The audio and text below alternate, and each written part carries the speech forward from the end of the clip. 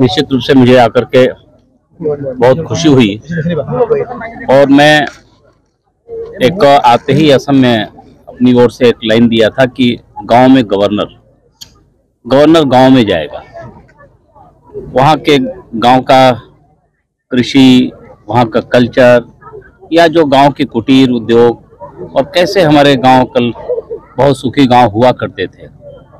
आदरणीय प्रधानमंत्री जी कहा करते हैं मुझे विकास भी चाहिए और विरासत को भी संरक्षित रखना है।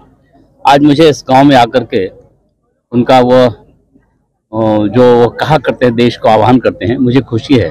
मेरे इस सुंदर असम राज्य के इस गांव में मुझे विकास भी दिखाई पड़ रहा है और मुझे विरासत भी दिखाई पड़ रहा है। हमारे संस्कृति जिसके कारण हम कभी इन कुटीर उद्योगों से हम एक समृद्ध भारत हुआ करते थे, फिर मेरा गांव उसी पुराने वैभव की ओर वापस आ रहा है। प्रसन्नता हुई। गांव के कल्चर, गांव के संस्कृति बहुत ही अनुकरणीय है। पूरे देश से लोग जब आएंगे, इन गांव में जब निवास करेंगे और देखेंगे और तो उनको अच्छा लगेगा कि मेरा इस असम में मेरी संस्कृति कितनी सुरक्षित है, संरक्षित है। बहुत धन्यवाद।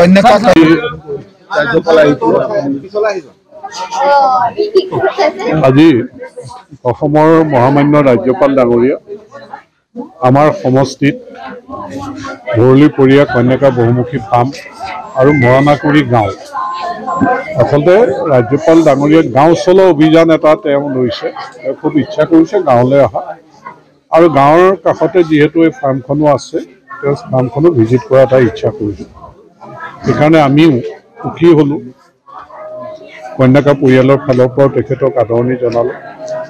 আমি তেখেতক পাই আনন্দিত আৰু লগতে মৰাণাকুৰি গাঁৱৰ এই ৰাইজেও শিশুৰ পৰা বৃদ্ধ বৃদ্ধালৈকে সকলোৰ উপস্থিতিত গাঁৱৰ যিটো পৰিৱেশ, পিঠা পনা পোৱাৰ পৰা ঢেঁকী দিয়াৰ পৰা তাঁতশালৰ পৰা আৰম্ভ কৰি গোটেইখিনি চাই তেখেত বেছ সন্তুষ্ট।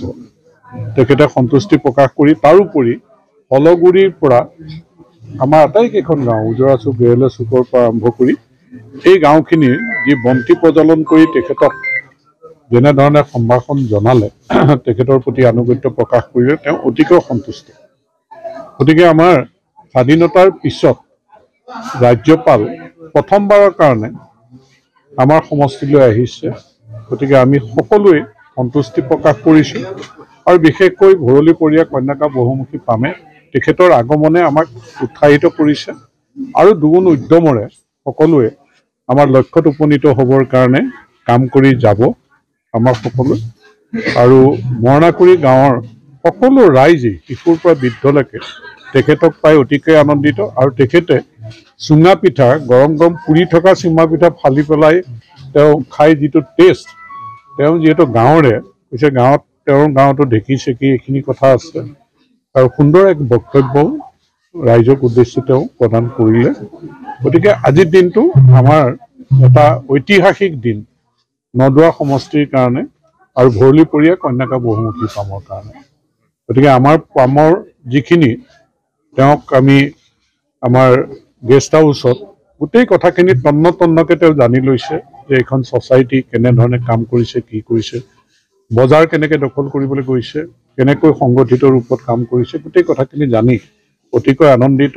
তেওঁ হলগুৰিত যাবৰ মুহূৰ্তত কৈ থৈ গৈছে, ৰাজভৱনলৈও মাতিছে আমাক আৰু তেওঁ ইয়াত থকাকৈ অহাৰ এটা আশ্বাস আমাক দি থৈ গৈছে যে মই এদিন ইয়াত থকাকৈ আহিম, ভালকৈ কথা বতৰা পাতিম অসমখনক স্বাৱলম্বী কৰিবৰ কাৰণে।